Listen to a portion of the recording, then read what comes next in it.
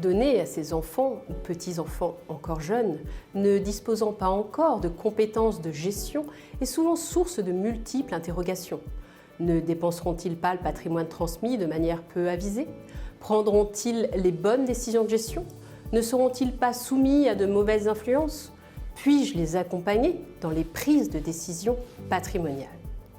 Ces incertitudes conduisent souvent à reporter les donations envisagées.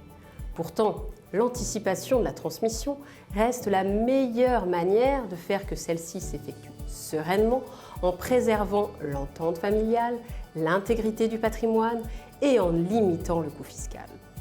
Fort heureusement, il existe des solutions pour transmettre, y compris en pleine propriété, sans crainte et en assurant un certain contrôle ou accompagnement dans la gestion des biens donnés. Nous vous proposons d'en développer quelques-unes.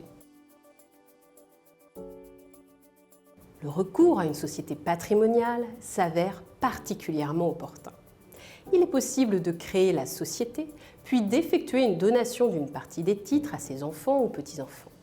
Le point essentiel d'une telle opération est la rédaction des statuts. Ceux-ci vont fixer l'objet de la société, les règles de fonctionnement, ainsi que les modalités de prise de décision. Grâce à une rédaction adaptée, il est possible de prévoir que le gérant, qui peut être le parent ou le grand-parent donateur, ait des pouvoirs très larges et ne puisse être révoqué qu'à l'unanimité des associés. En conservant une participation dans la société, le donateur gardera ainsi des pouvoirs de gestion de la société. Pour les décisions à prendre par les associés, il sera possible de prévoir des règles de majorité, évitant qu'un enfant seul puisse prendre certaines décisions définies. Dans une telle optique, la forme sociale à retenir sera généralement une société civile ou une SAS, car la loi autorise une très grande souplesse rédactionnelle.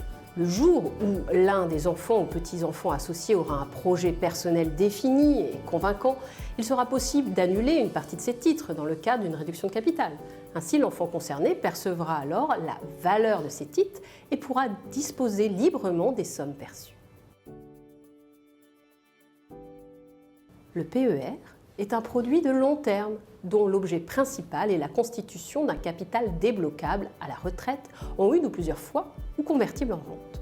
Toutefois, un déblocage anticipé des sommes est possible pour l'acquisition de la résidence principale. Ces caractéristiques en font donc un outil intéressant pour constituer une épargne pour son jeune enfant sans que celui-ci ne puisse dépenser les sommes de manière inconsidérée une fois atteint l'âge de la majorité. Concrètement, les parents vont pouvoir ouvrir un PER au nom de leur enfant et effectuer des versements issus d'une donation ou d'un simple présent d'usage.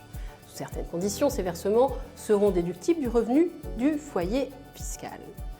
Une fois devenu majeur, l'enfant pourra débloquer son épargne lorsqu'il aura un projet d'acquisition de résidence principale. Attention toutefois, si le foyer fiscal avait bénéficié de la déduction fiscale des versements, le capital débloqué sera taxé pour l'enfant concerné au barème progressif de l'impôt sur le revenu et les plus-values au PFU, actuellement au taux de 30%. Pour les patrimoines les plus conséquents, la fiducie peut être un outil très précieux pour la gestion de biens préalablement donnés à un enfant qui n'aurait pas les compétences requises ou la maturité nécessaire à la prise de décision. La fiducie est l'opération par laquelle un constituant transfère des biens ou une somme d'argent à un fiduciaire qui, les tenant séparés de son patrimoine propre, agit dans un but déterminé au profit d'un bénéficiaire. La donation avec charge d'apporter à une fiducie dont l'enfant sera le bénéficiaire pourra être l'outil juridique adapté à la mise en place d'une telle stratégie. Cette solution, à réserver aux plus fortunés compte tenu de son coût de mise en place et de gestion annuelle, permet de confier les décisions de gestion à un fiduciaire qui va appliquer strictement le contrat fiduciaire sans affect ni influence néfaste.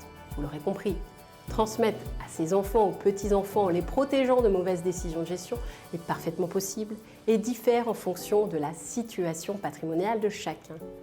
Le recours au conseil de son gestionnaire de patrimoine est donc précieux pour pouvoir choisir la solution qui vous est la plus adaptée.